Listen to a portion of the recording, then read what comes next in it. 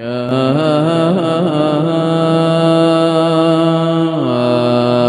أيها الإنسان ما غرك بربك الكريم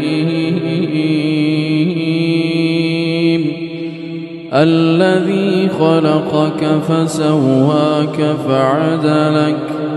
في أي صورة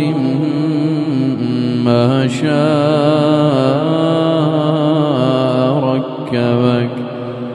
كلا بل تكذبون بالدين وإن عليكم لحافظين